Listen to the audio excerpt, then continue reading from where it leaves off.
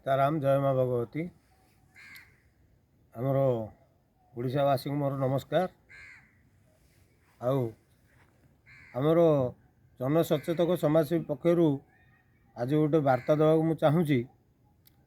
जे आमर सबू ओडिशार भाई भौणी माने चाषी भाई माने स्वतंत्र चाषी भाई मान कथा मु कहूँ बहुत दुख गोटे परिस्थितिर सामना कले आज का डेट्रे चाषी भाई माने कारण आमर जो डिसेम्बर 25 तारिख 24-25 जो लघुचापटा बहुत हताश कर देछि आमर चाषी भाई मानू से सबू चाषी भाई मानू मु अनुरोध करुँची जे जो बिले पानी धान उपर जो पानी ये गजा हो जाइए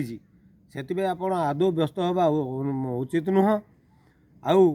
समस्त अंटा भिड़ंतु जो आमर सरकार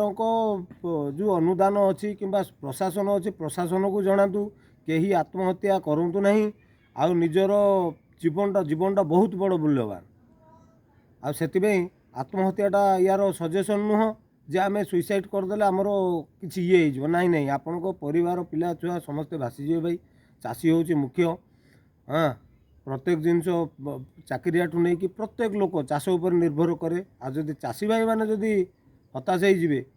कि बाँटा भांगीजे बोली आप भावुं मनोबल भांगीदेवे ताहले संसारटा अलग आड़ू गति कर सब रेट दर दाम तो वृद्धि हो गलानी से मु सबू चाषी भाई मानक अनुरोध करुँची जे यार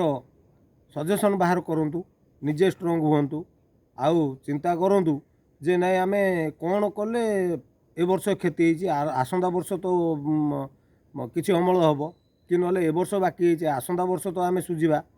किंतु चाषी भाई सबू चाष चाषी संपर्क ही मुझे कहूँ चाहूँगी आमर तो समस्ते गरीब चाषी भाई मैंने ही गरीब ताकू भाई कई आत्महत्या करूँनी आ सरकार को जनातु ये विषय प्रशासन को भी जनातु प्रशासन को ताकर प्रशासन जी जी अच्छा आमर प्रशासन पदवी से भी चाषी भाई मानू सबू उत्साह करूँ ताकू भी आश्वासना दिंतु एति कही रखुची धन्यवाद जय सीताराम।